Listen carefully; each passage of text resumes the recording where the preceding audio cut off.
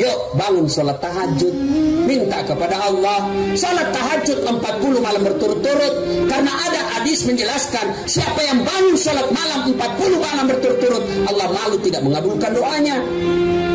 Maka bapak-bapak ini kepala-kepala dinas mau jadi sekda, nggak usah nyogok. Pak camat mau jadi kepala dinas, nggak usah nyogok. Lebih baik sholat tahajud. Mana bisa orang ustaz jadi pegawai tidak nyogok? Demi Allah, saya dan saudara-saudara saya nggak ada nyogok satupun. Siapa yang saya sogok? Saya bangun sholat tahajud, saya minta kepada Allah, ya Allah, Engkau sumber kekuasaan, tiada mustahil di sisimu, tak ada yang bisa mengalahkan kekuasaanmu. Saya mau jadi pegawai menghadiahkan orang tua saya mau bahagiakan ibu bapak saya, mudahkan jadi pegawai supaya orang tua saya bangga. Allah kabulkan. Kalau sudah berdoa tidak dikabulkan Allah, jangan sangka buruk, berarti apa yang bapak minta tidak baik. Daftar polisi, sudah lari tiap hari, push up tiap hari, perut sudah kecil, daftar tidak lulus, berarti bukan polisi yang baik buat kau. Sudah daftar kiri kanan pegawai negeri, sudah kursus, sudah ikut salat tahajud, sudah bertolak bala dengan sedekah, sudah bersilaturahmi, tidak terpilih, berarti bukan di situ yang baik. Allah tahu mana yang baik. Saya 2014 ikut Pilwali Makassar, Pak. 10 pasang calon kalah, tidak, cuma yang menang lebih banyak suaranya. Belum tentu saya kalah, tapi ternyata Allah tahu 2014 bukan di situ yang terbaik buat kau dasar. Kalau kau cuma jadi wali kota, kau cuma di Makassar jago dalam kandang. Kau jadi ustaz kondang, terbimbing kemana-mana, sampai ke Merain, sampai ke sedulur-sedulur. Piye kabare? Api, ini bugis. Alhamdulillah, saya daftar tentara tidak lulus. Kenapa? Ceper. Tidak cukup tinggiku. Saya protes, ya Allah, kenapa kau tidak jadikan saya tentara? Saya mau bela agama Allah. Saya tidak lulus. Kawan saya lulus jadi polisi. Sekarang dia sudah 1 bunga di sini, Polda Sulbar. Di Polda Sulbar dia tugas reserse, pakai baret merah. Saya lulus jadi ustaz, pakai baret putih. Tapi alhamdulillah dengan baret putih saya pakai, mulai baret hitam sampai baret merah saya caramai kau semua. Terima kasih yang terbaik.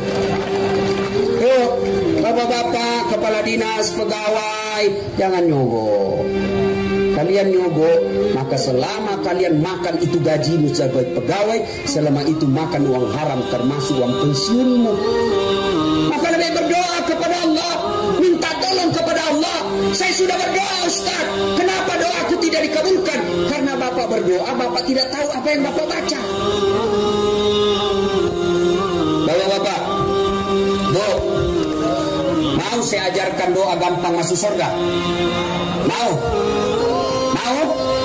Ini dengar baik-baik, ayo ikut. Supaya hisabnya di akhirat gampang masuk dan tidak diberatkan masuk surga, dimudahkan. Ini doanya. Bismika Allahumma ahya wa bismika wa amur.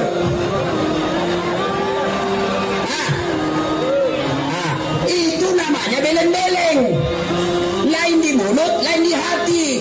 Kenapa dia tidak dikabulkan doanya? Karena Bapak doanya mau masuk pegawai negeri, tapi Bapak baca doa minta jodoh. Bingung malaikat. Makanya ketika berdoa tidak harus pakai bahasa Arab. Daripada Bapak bahasa Arab tidak tahu ngerti, tidak paham, maka lebih baik Bapak bahasa Bugis, bahasa Jawa, bahasa Sunda, bahasa Indonesia. Boleh, bahkan boleh Bapak berdoa begini, ya Allah, Engkau sudah tahu apa yang ku mau, kabulkan.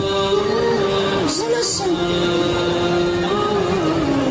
Jadi ketika Bapak Ibu ada masalah, berdoalah kepada Allah.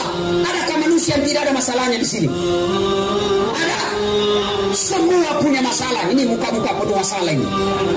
Yang paling banyak masalahnya di tempat ini ada 2 orang, Bupati Merangin dan Bupati Bungo. Iya toh? Maka ketika ada masalah berdoa. Sudah berdoa tidak dikasih, sangka baik, mintalah kepada Allah Subhanahu wa Ta'ala. Jangan nyogok.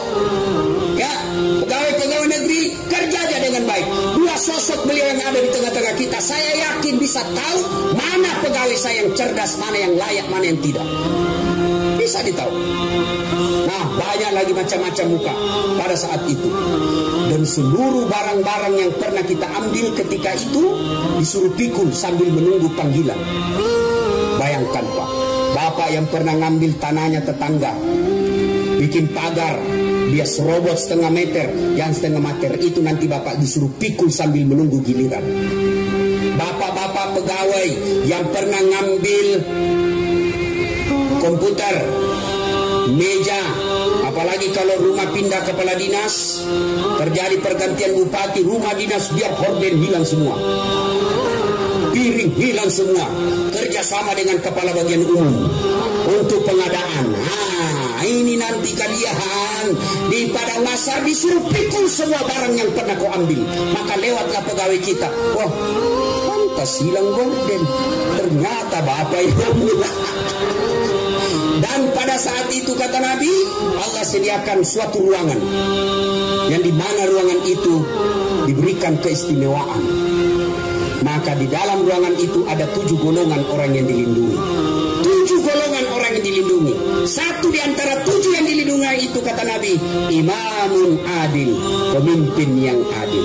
Kita berdoa mudah-mudahan 2 bupati di tempat ini masuk dalam golongan pemimpin yang adil. Bupati Merangin, Bupati Bungo, mudah-mudahan jadi pemimpin yang adil. Ini penting. Kalau pemimpin adil, insya Allah rakyat akan sejahtera. Saya masih contoh, namanya pemimpin dalam Islam. Tidak usah nabi lah, terlalu tinggi tingkatannya. Manusia biasa seperti kita, Umar bin Khattab. Itu Umar bin Khattab salah satu manusia yang dijamin oleh Nabi 10 sahabat saya pasti masuk surga tanpa hisab. Satu diantaranya Umar bin Khattab. Kenapa Umar menjadi pemimpin yang adil?